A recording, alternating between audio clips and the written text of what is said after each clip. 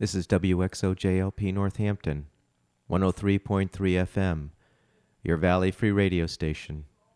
Welcome. I'm Warren Odess-Gillette, and this is A Baha'i Perspective.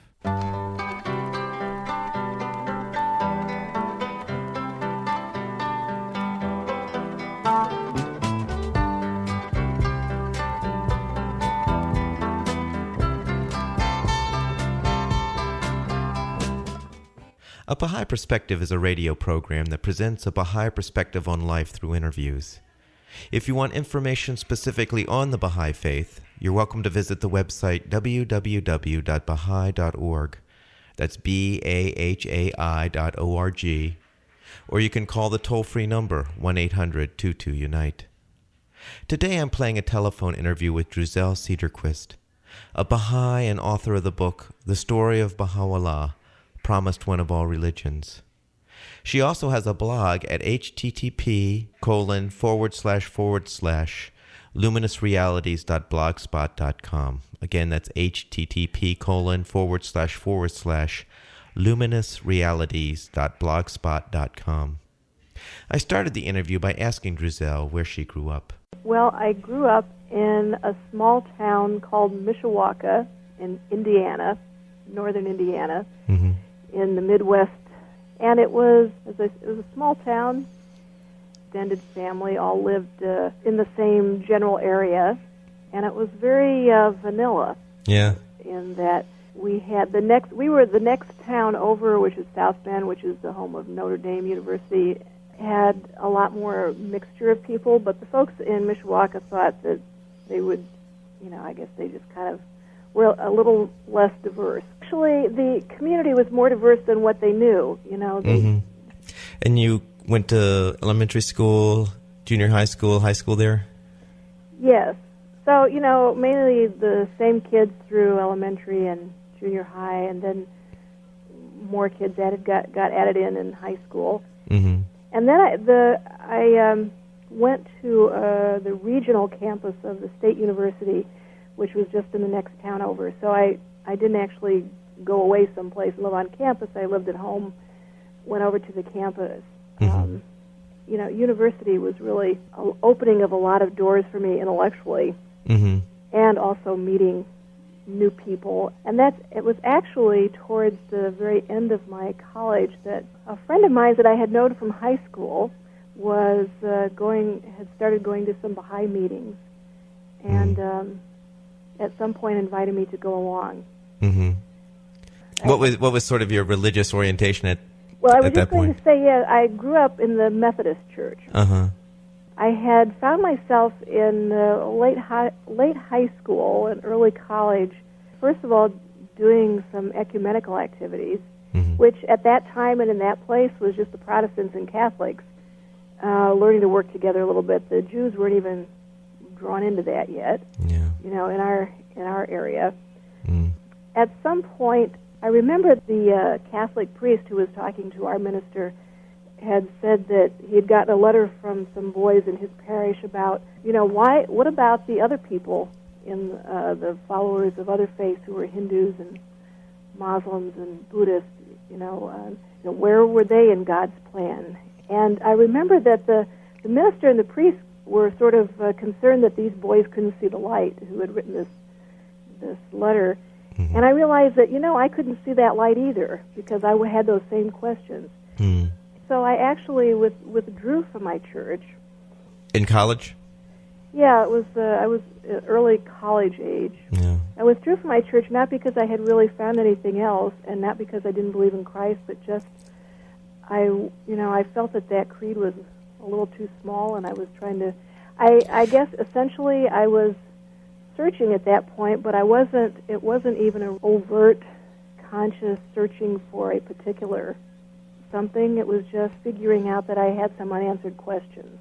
Yeah, it's interesting that you actively withdrew instead of, or maybe you didn't actively withdraw. Well, I did. I made it official. Yeah, that's interesting. Instead of just sort of dropping out of sight, you actually took the initiative to proactively withdraw. Why did you feel you had to do that rather than just sort of just stop going? Well, I guess I took it. It was an act of consciousness, I guess. When I was looking into things at a certain point, the minister in my church had actually loaned me textbooks and stuff that he had studied in college, and sort of the more I looked at some of that, the more I had questions rather than answers. And I guess because I was really actively involved with that search at that certain point, I felt that I just had to make some definitive choice there. I don't know. I was sort of compelled, I guess. So, what was your reaction when your friend invited you to the Baha'i meeting? Well, I at that point I realized that as I look back on it, that I had also seen something, an advertisement on television about the Baha'i faith, had looked up something in the encyclopedia, and was very disappointed at what I read, because at that point it was being written by somebody who apparently didn't know a lot about the Baha'i faith, and so it wasn't really accurate. And so when she invited me, I went to a meeting that Baha'is had, and, it didn't impress me all that much. I mean, the people were nice, and they were talking about the social principles. I remember, these 12 principles, and it was all very interesting, but not terribly compelling to me. I'm not sure why. It just, for some reason, didn't get my attention. Some of us need to be hit over the head a little bit.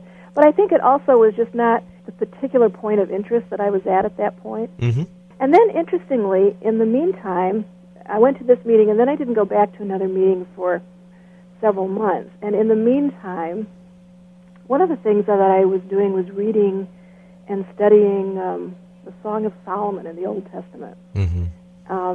Because I'm a poet first. This is my writing interest.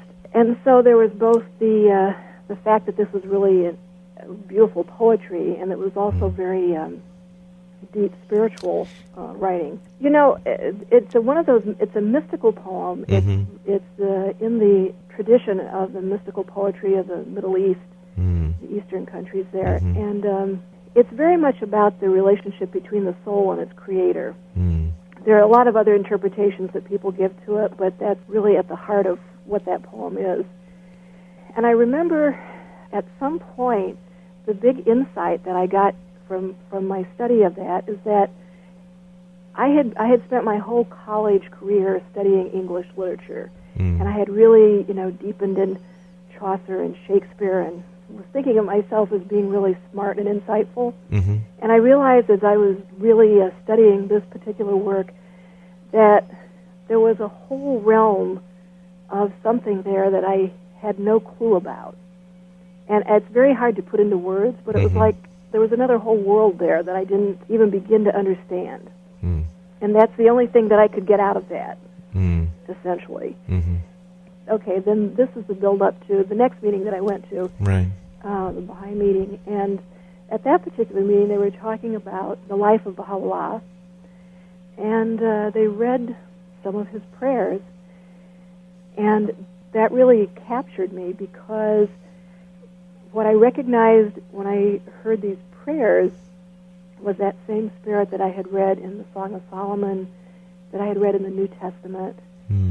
And I realized that, what, at least in my mind, I felt that this person who had lived the life that he lived, with all of this suffering and all of this, imprisonment and exile and so on, and yet here he was consistently producing these wonderful prayers, which also had this combination of majesty and humility in how they were said, in how they were written. And I just felt that the person who wrote these could not be someone who was false, and there could not be a false prophet. And and when I was going to college, and today too, there were just a lot of people running around being gurus and spiritual leaders, and and some of them better than others.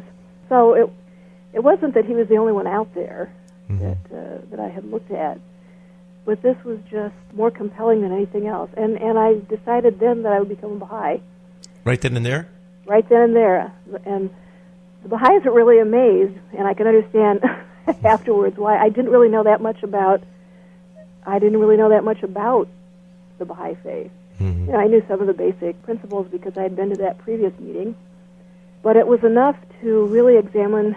You know, if Baha'u'llah had lived this life and he claimed that he was this messenger from God, and these were the prayers that he wrote, that was enough for me. That just connected because you could read in his prayers the spirit of who this was. Mm-hmm. You know, and this was not a small-minded, selfish spirit speaking through those prayers.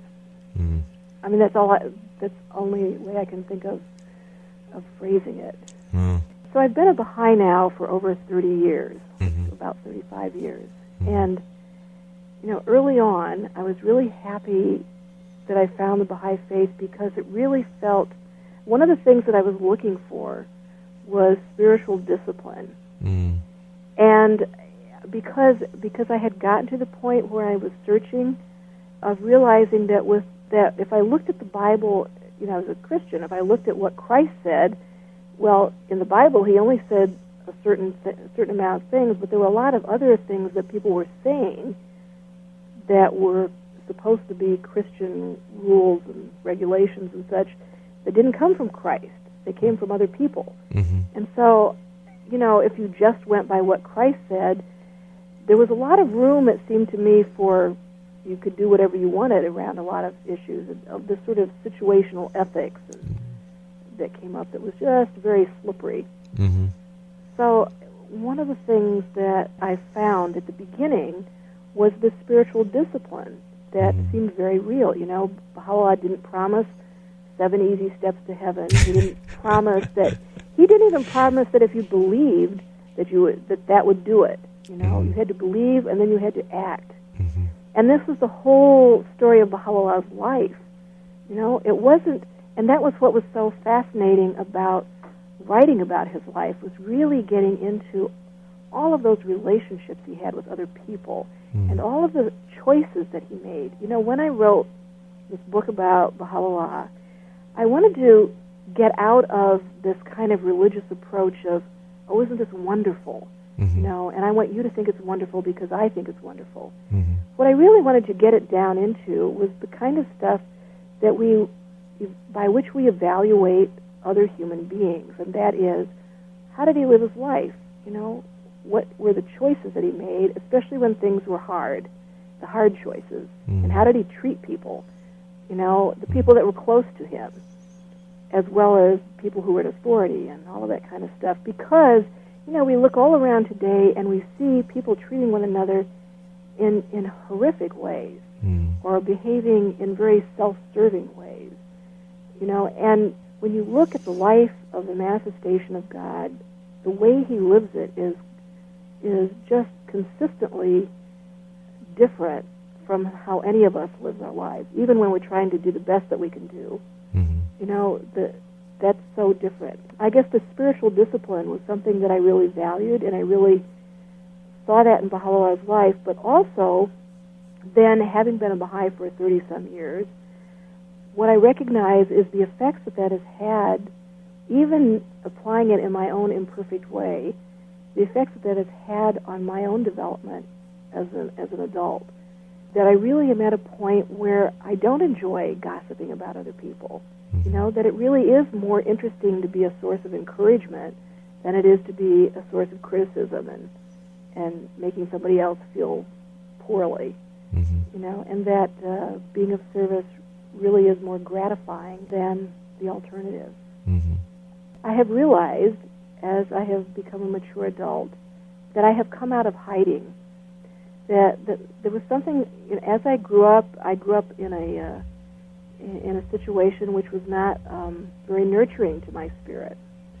And what I found as an adult growing up connected with the Baha'i community, over the years established many different relationships with people, various people in that community, that were very healthy relationships, and that the community itself, the standards of the community in terms of how we treated one another and what we were working for and the vision of that community, has all had this very healthy effect on me, which I can tell because I am much more at ease with being myself. I don't feel the need to hide myself because for some reason I'm imperfect. Mm-hmm. We're all imperfect. We're human beings. Mm-hmm. And one of the wonderful messages that we have in the Baha'i faith is that while we are supposed to strive for excellence, in fact, making mistakes is part of the process. That's how we learn. It's part of our tests of difficulties, and we help one another out with this, and we create a culture of encouragement. And, this is all part of this spiritual process and this journey of drawing nearer to God and nearer to one another. And, this is really, when I see the effects that it has in my own life, it is very confirming because I know that this is real. This is not just, it sounds nice on the surface. Mm-hmm. It's a real thing, and it has a real effect. And I think that's the reason that it's so compelling to want to share it with other people. Mm. And what was your major in college? It's English literature. Uh-huh. And once you became a Baha'i, how did that affect what you were doing at that point in time? Now, I always wanted to, when I was studying English literature, I did not want to teach literature. Mm-hmm. I wanted to write. It's been more of a long-term steeping effect, I guess I would say, in relation to career and writing and how the faith has fed into that. Because when you're writing, whatever you're writing, you're also writing from where your perspective is, where your understanding is, where your perceptions are. Mm-hmm. And so really what the Baha'i faith did for me, and why I'm really glad that I found it at that point, was because for the rest of my life, it was shaping how I was seeing the world and how I was interpreting my experience and what experience I opened myself up to. Mm-hmm. When I met my husband a couple years after college, and he had become a Baha'i in a different city in Indiana. He's from Indianapolis. Mm-hmm. We married, and he was finishing his medical residency and so on. But we ended up spending a few years in Nigeria as Baha'is, mm-hmm. working over there and connecting with the Baha'i community. And so the fact that we made that choice, put us in a completely different culture and helped create a whole other experience, which really fed into everything else that we did. Mm-hmm. So you graduated, mm-hmm. and what did you do those first couple of years before you got married? Well, let's see. I spent a year working at some nameless job, and BA English and lit. English lit. What do you do with that? So I was, and then my friend who had introduced me to these Baha'i meetings, she had married a young man from Kenya, mm-hmm. and she had said to me, "Oh, come and visit us." And so I saved up my money and did, and I never had gone any place really outside of my little town.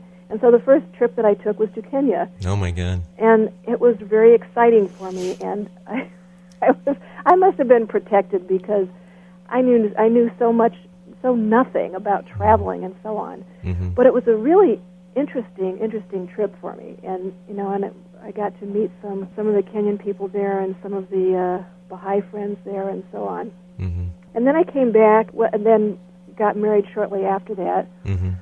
And so we lived a few years in Indianapolis, and then we moved to Texas. And when I was in Texas, I'd got my graduate degree in teaching English as a second language because I was really wanting to go overseas and spend time abroad.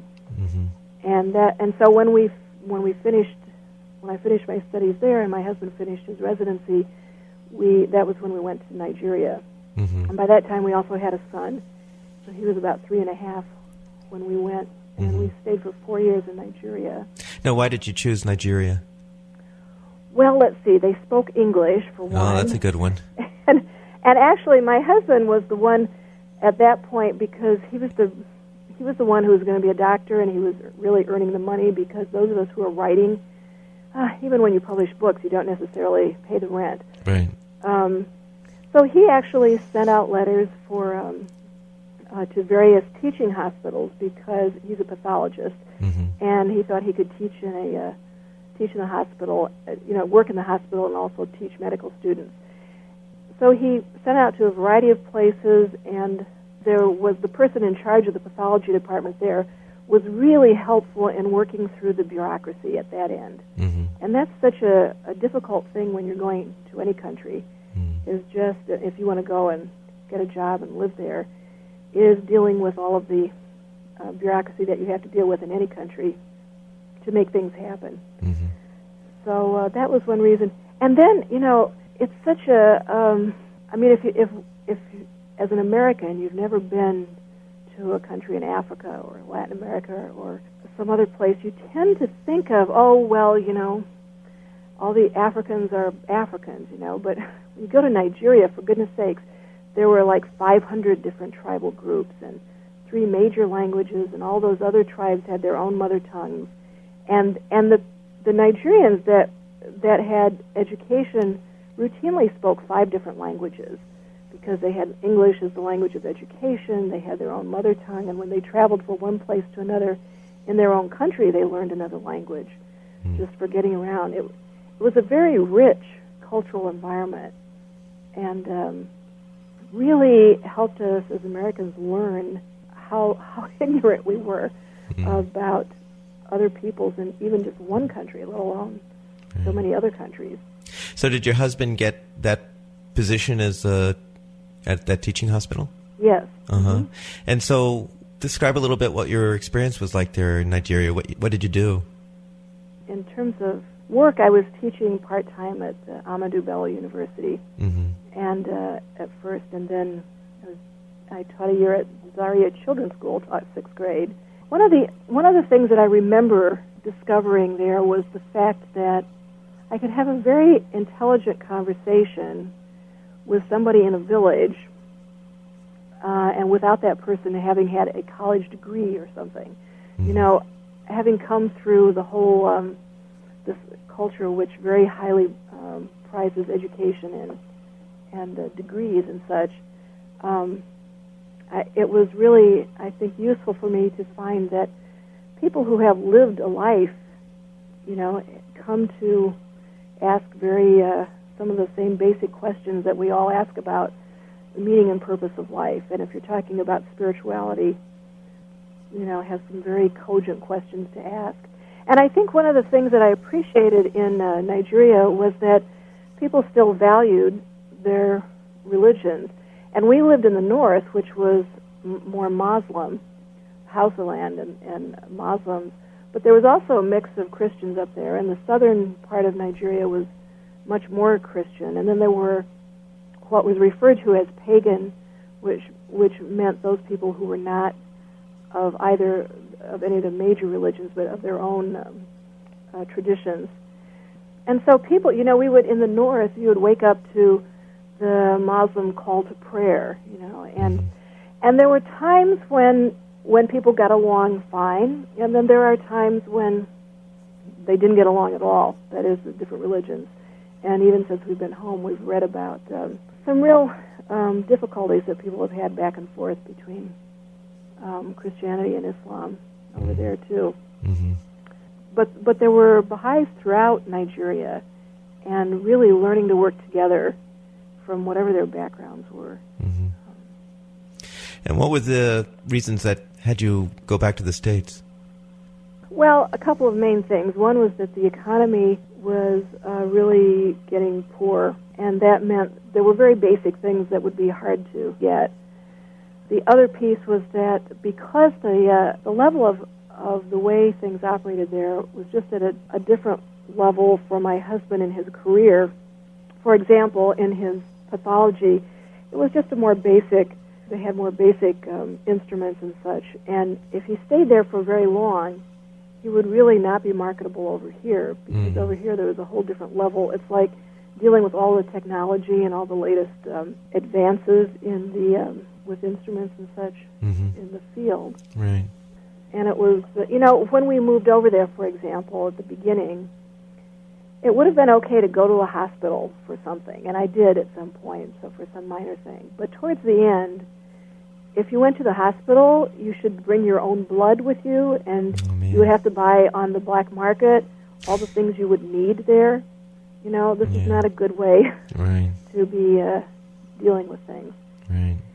So it was unfortunate and very sad that we, in fact, were able to leave, and yet, the Nigerians, what people don't understand is that country has a quarter of the population of Africa. Mm-hmm. And to simply ignore it or pretend like their problems are somehow not related to us is very short-sighted and foolish. Mm. On just all kinds of different levels. And one level being, we have no idea the talents and capacities and such of people if they don't have the opportunity to develop them. The Nigerians that we knew who had been able to receive education when the country was in good shape, they often went abroad, finished their education, came back to their country, and were really working hard to contribute to that society and to bring it up. But because of a certain amount of corruption and such that comes up, they weren't able to do at a certain point when the economy was really going downward. There wasn't much they could do. Mm. Yeah.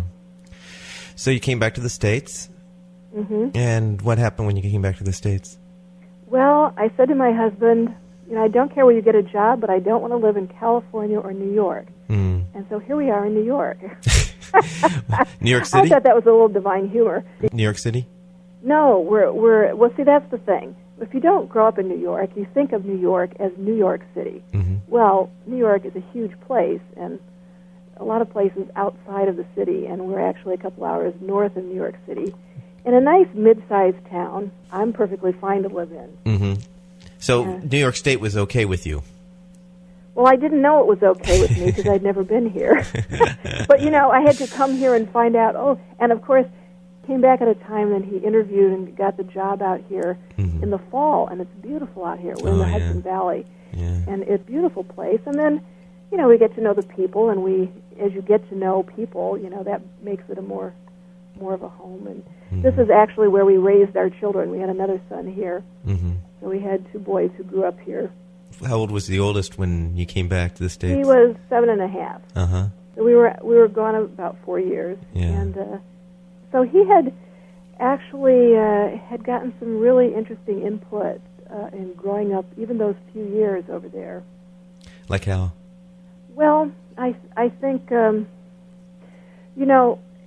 in some respects, I felt that the culture there was not so much of a very different culture as it was a different time. It was more like the time when my grandmother was raising my parents. That there was a real respect for authority. Mm-hmm. There was manners were highly valued and taught to children, and it was not that everything was perfect, but there were certain basic values that we appreciated. Mm.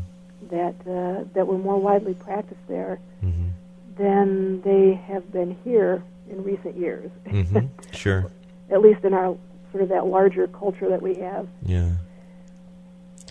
So you settled in New York, Hudson New York Valley. People call it upstate, What happened after you settled in there? Well, I had my youngest son, so I was raising a small baby, and I was I was thinking about, because some of the other friends who were coming back were saying, well, I'm going to go back to school and do this, I'm going to study that, and I decided, well, I don't want to go back to school, I want to start writing, really. Mm-hmm. Not start writing, but write a little more seriously. Mm-hmm. What had you written at this point? Well, mainly I'd written poetry, mm-hmm. and just before, the last year before we came home, actually, the National Children's Committee there was trying to put together some correspondence course lessons on the Baha'i faith for children, and so I had spent quite a bit of time researching the history of the faith and writing little short things that I hoped might be used in correspondence course lessons. And when I came back here, I sent that to the Baha'i Publishing Trust because I thought, we don't have anything like that here either, and didn't really hear much from them. Until at some point I got a letter that they had sent out to, I think, anybody who had submitted things to them. We want some stories of Abdu'l-Baha. Who's Abdu'l-Baha? Abdu'l-Baha is the son of Baha'u'llah. And why would folks want stories of Abdu'l-Baha? Because of the fact that al-Baha'i is something that, as a person, that the Baha'is are looked to as an example, the perfect example of how to live a Baha'i life and how to manifest the qualities and the principles that Baha'u'llah teaches in the Baha'i faith. Mm-hmm. So this is something that I started working on. Mm-hmm. But, at the time, I had this very small little toddler child. Yeah. And didn't have quite the wherewithal to, in recent years they have more writers groups and stuff like that, and I really wasn't aware of those kind of things at that time. Mm-hmm. So I had sort of started out with those, and then that plan went by, and there was another focus in the National Baha'i community, and they sent out another letter, and they wanted now stories of Baha'u'llah. Mm. And I thought, well, I know those stories because that was when I originally was investigating the faith. It was the life of Baha'u'llah that I thought was really compelling, and I had read about it. And I didn't consider myself a historian because I was always bad with the dates and, exactly when he was here or there. But I thought, well, I can research that. Mm-hmm. So I started researching and writing that. And I really started more seriously when my younger son started going to school. Mm-hmm. It took a long time to kind of pull it all together because when I started out, I sort of knew what I would like the end product, something about what I would like the end product to read like. I wanted it to read in a sort of a fast-paced, interesting way, so it would be like the stuff that my kids like to read. I was originally thinking of writing it for youth. Mm-hmm. And I used to, I always read stories to my boys, so I was aware of the kinds of things they enjoyed reading, the adventure stories and such. That was the kind of thing I wanted to write. But when I started writing the book, I didn't have the skills to do that. Mm. And it wasn't until I connected with a writers group a few years later that I really got some good input and was able to, little by little, really begin to learn about the craft. I mean, I had written things before. I had written poetry and, articles and those kinds of things. Mm-hmm. But to write something that's really a story, mm-hmm. so that you feel like you're right there, takes different kind of skills. Mm-hmm. So that's what I was learning. Mm-hmm. And how long did it take you to feel like you had to get those skills before you actually sat down to try to write this book? Well, it was in the process thing. I learned it as I went along. Mm-hmm. Very recently I was doing some science reading about science of the mind, and scientists say that it takes 10 years to become an expert in any field. By that they mean 10 years of effortful study. And they would define effortful study as being that you are continually reaching just beyond the level of your competence, mm-hmm. so that you're always learning something a little new. Mm-hmm. So it essentially took me that 10 years because I started really working seriously on the book when my youngest son started going to school, and when the book came out when he was in college. And in the early years, I would really get very frustrated and set it down and go do something else, and then I would come back to it. And as I say, when I really started connecting more with a writers group in which we met consistently every week, mm-hmm. and these were people who were also studying the craft, and we went to conferences, we read books, we shared information, and we gave each other feedback. And we did it in a nurturing kind of way. It wasn't a highly critical way. Mm-hmm. So that it became this little group that had a little culture of encouragement going. Mm-hmm. And it also was a way of, when you're trying to develop these kinds of skills of communication, which is what writing is about, you need to know when you really are communicating and when you're not, and where those gaps are, and then how to adjust what you think you're doing so that you can actually achieve the goal you want to achieve. Mm-hmm. I was presenting this paradigm for a systematic approach to developing as a Baha'i writer, and this summer I found scientific research to back up what both the Baha'i writings and the artists say in terms of this business of 10 years to become an expert. Oh, yeah, right. Well, what that is speaking to is the fact that in the last decade, scientists, with their functional MRIs and being able to study the brain itself, have found out that the brain is much more plastic than what they previously thought. which is to say that you don't just stop developing and your brain cells start dying off at a certain age.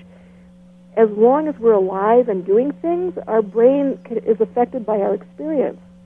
Now, we have choices, and we actually choose the brain that we end up with.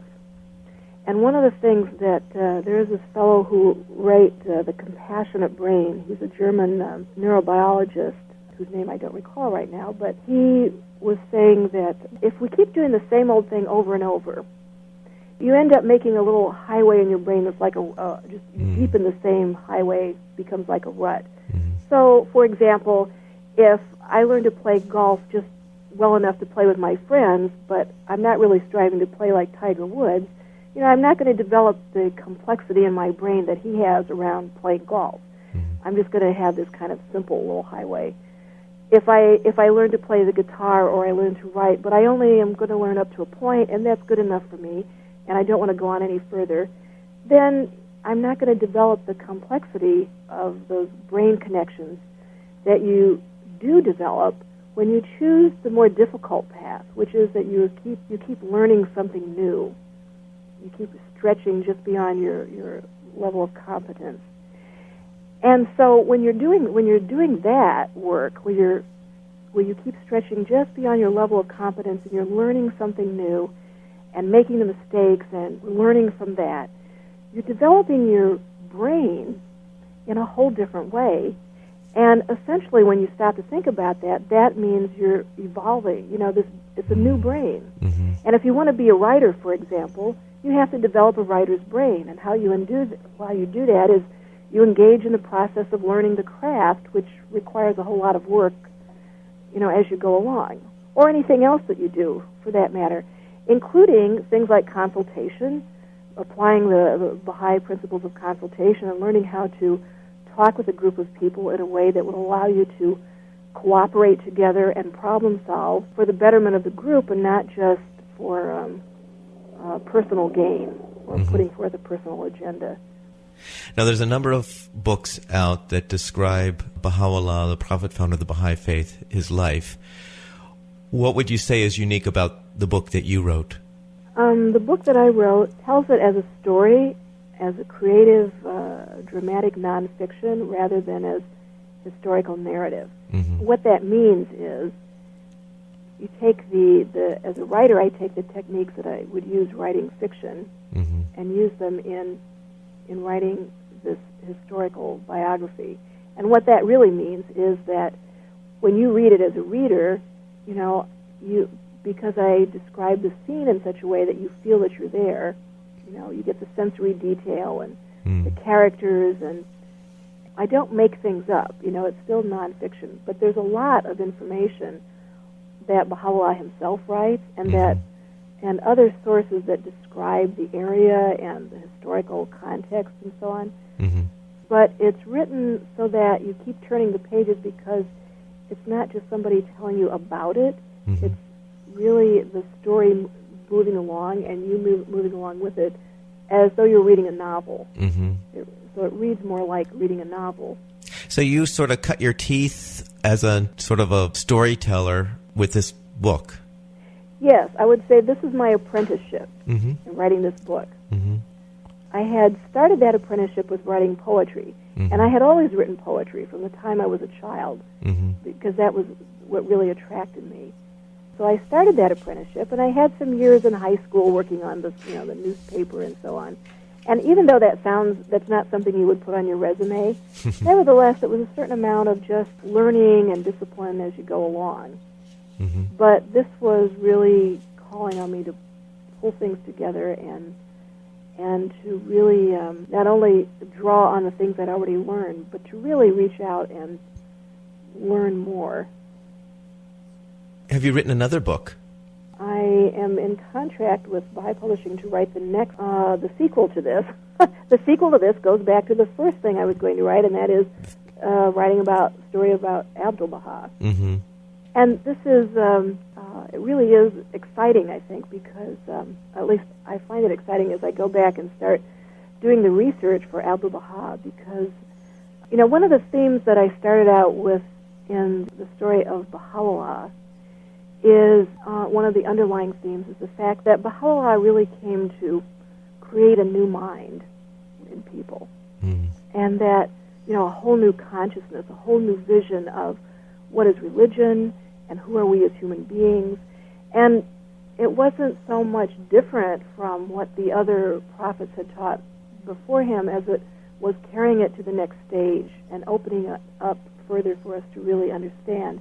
And I actually, in the story of Baha'u'llah, I wrote a lot about Abdu'l-Baha as well, because that relationship between Baha'u'llah and Abdu'l-Baha was very pronounced throughout the life of Baha'u'llah.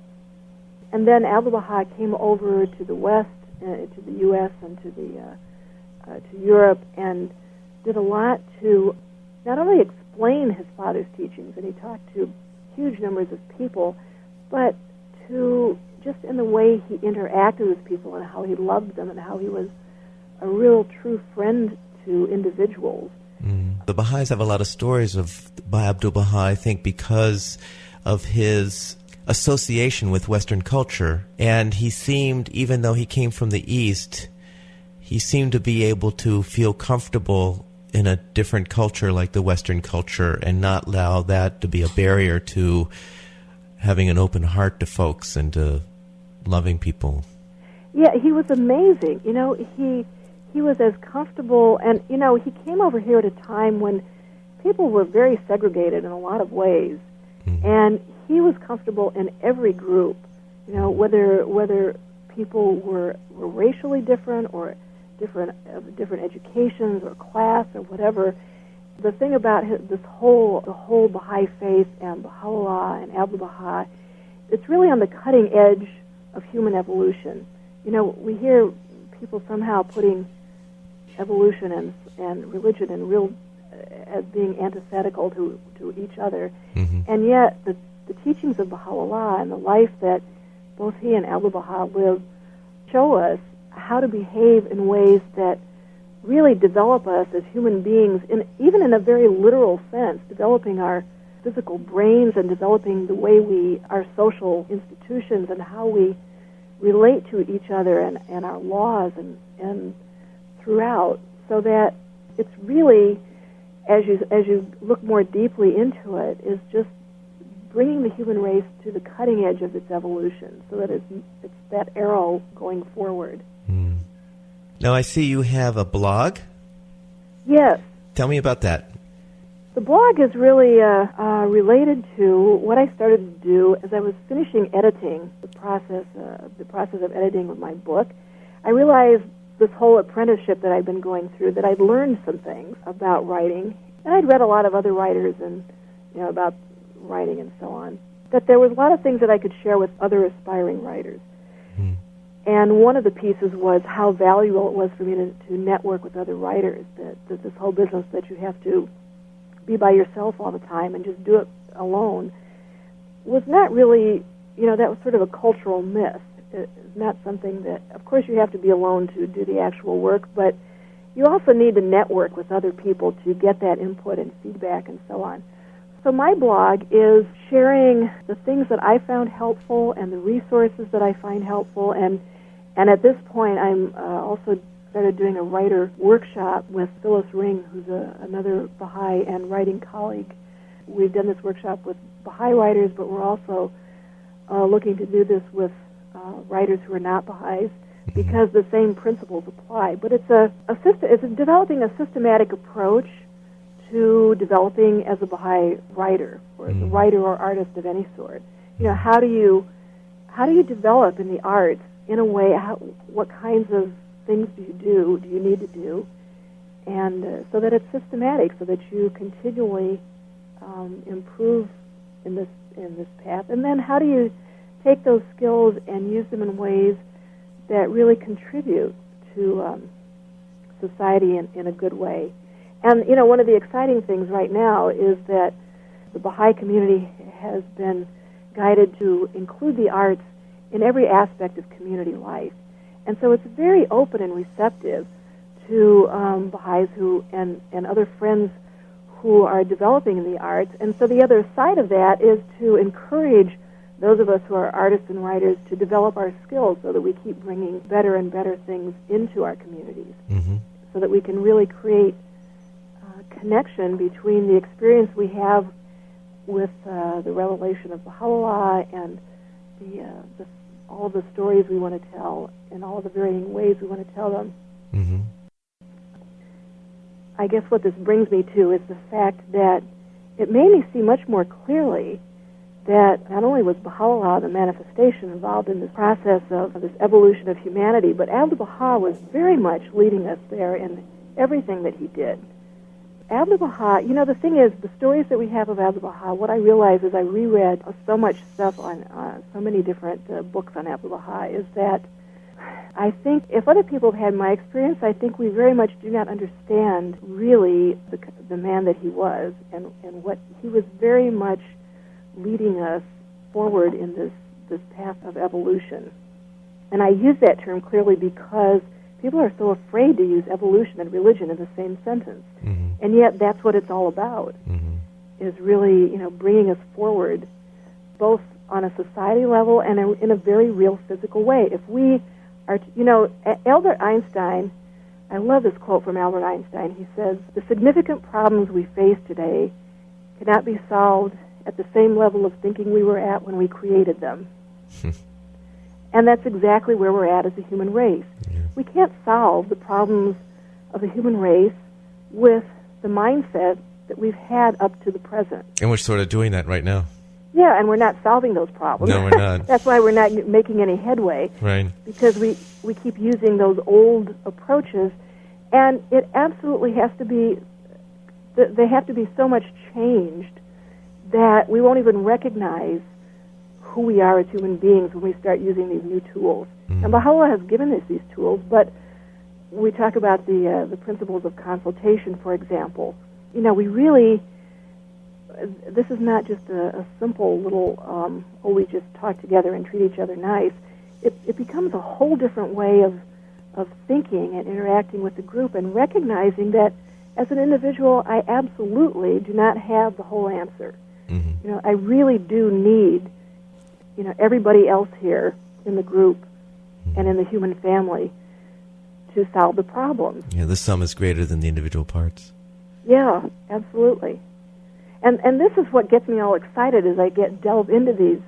Biographies are not just the old histories.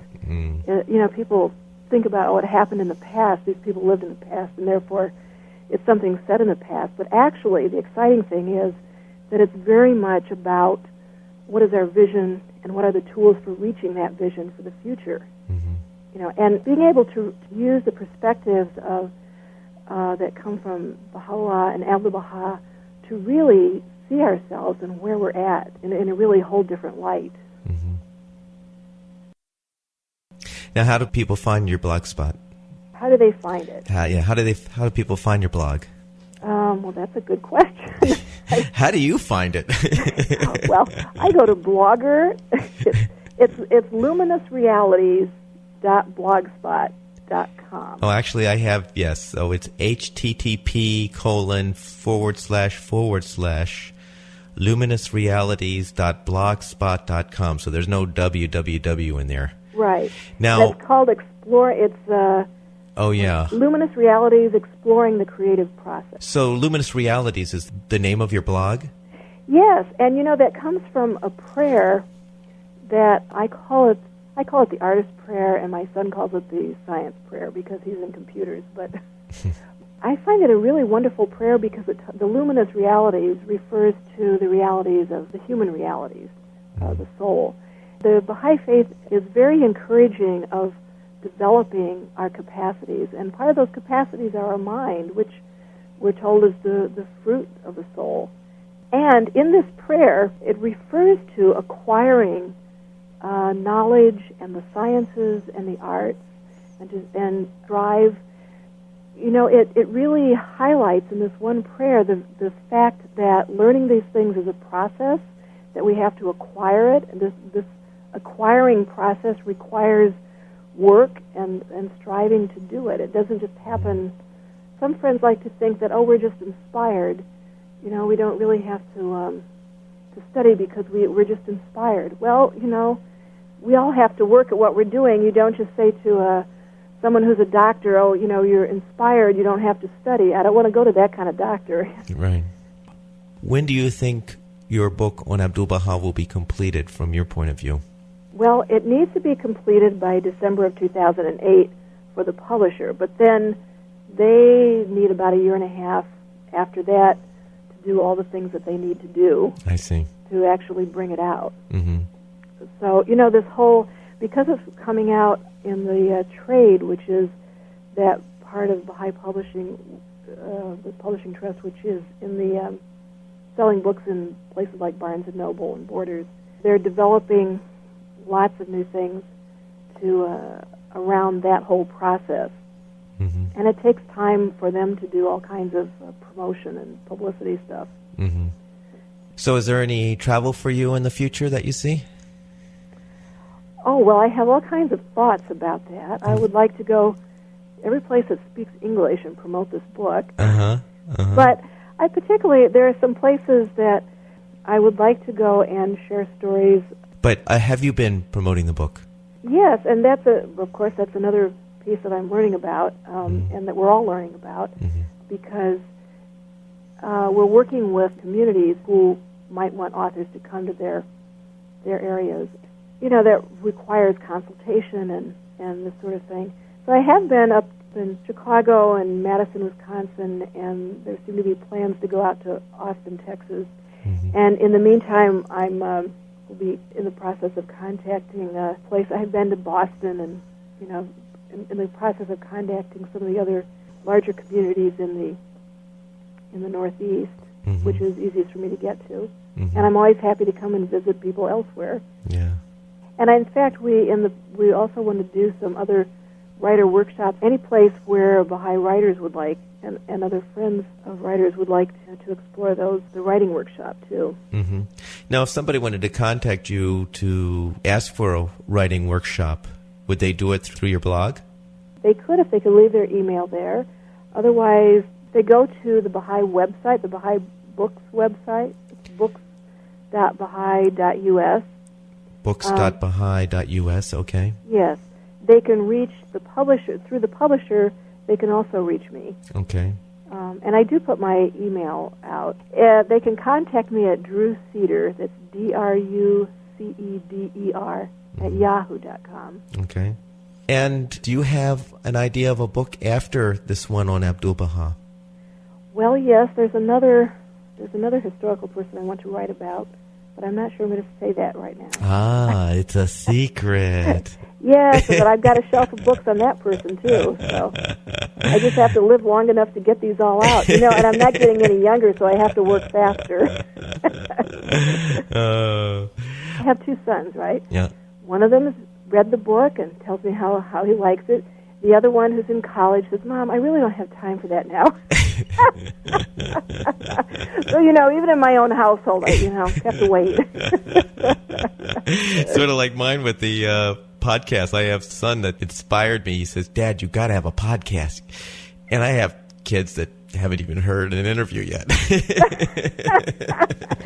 Oh, yeah, I'm looking forward to getting on and listening to those. That looks very exciting. Oh, well, I'd be interested in your feedback. Okay. Yeah. Now I'd like to interview you and find out where you have come from. And you wouldn't happen to know Pat McGraw, would you? Yeah. She said exactly the same thing. And in fact, she did interview me for like 10 minutes or 15 minutes. Well, Druzelle, it was a pleasure to speak with you, and I hope the best for you in the future. Oh, thank you. I hope you enjoyed that interview with Druzelle Cederquist, a Baha'i and author of the book, The Story of Baha'u'llah, Promised One of All Ages. For a copy of this and other interviews, you're welcome to go to the website www.abahaiperspective.com. For information specifically on the Baha'i Faith, you can go to the website www.baha'i.org, or you can call the toll-free number 1-800-22-UNITE.